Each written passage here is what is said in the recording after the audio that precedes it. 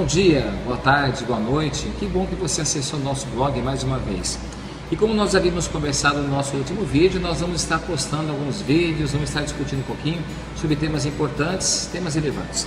Como você deve saber, nós estamos na Semana da Pátria, né? Dia 7 de setembro, tradicionalmente, se comemora a independência do Brasil. Aliás, você sabe quando foi a proclamação? Sabe? Muito bom, né? No dia 7 de setembro de 1822, segundo a história tradicional, Dom Pedro, príncipe regente do Brasil naquela ocasião, teria proclamado a nossa independência. Bom, inclusive o próprio hino nacional brasileiro faz menção a esse fato, né? Na primeira estrofe do hino diz assim, que ouviram do Ipiranga as margens plácidas de um povo heróico o brado retumbante, e o sol da liberdade em raios fúlgidos brilhou no céu da pátria nesse instante. Bom, será que realmente foi desse jeito?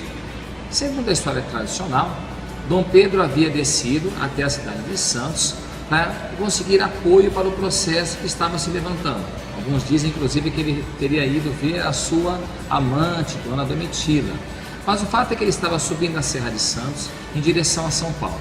Nas proximidades de São Paulo, às margens do riacho do Ipiranga, ele teria recebido duas cartas, uma de sua esposa Maria Leopoldina e outra de José Bonifácio.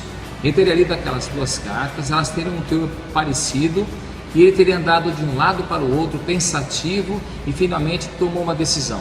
Subiu no seu cavalo, puxou a sua espada e gritou independência ou morte. Agora, vamos analisar um pouquinho. Nós temos um quadro bastante famoso, que é o quadro de Pedro Américo, esse que está vendo agora na imagem aí. O quadro do Pedro Américo ele foi produzido em 1888, a pedido de Dom Pedro II.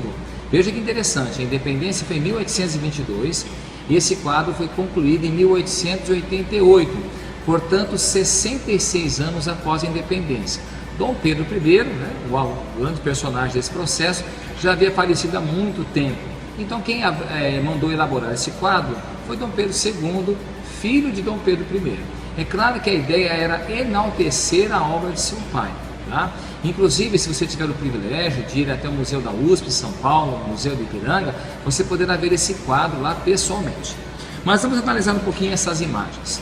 Como você pode perceber na imagem, você tem Dom Pedro I no centro, né, da imagem, e logo atrás dele você tem a sua comitiva.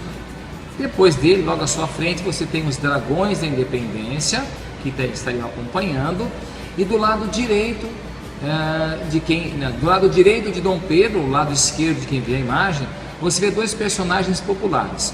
Você vê um homem com um carro de boi e o outro que está montado a cavalo. É interessante você perceber que até mesmo pelo quadro do Pedro Américo nós temos algumas pistas bem interessantes. Na verdade, o povo não participa do processo. E se você analisar detidamente esta imagem, você vai perceber que ela foi elaborada para enaltecer o ato de Dom Pedro I e para criar uma imagem bem positiva do processo.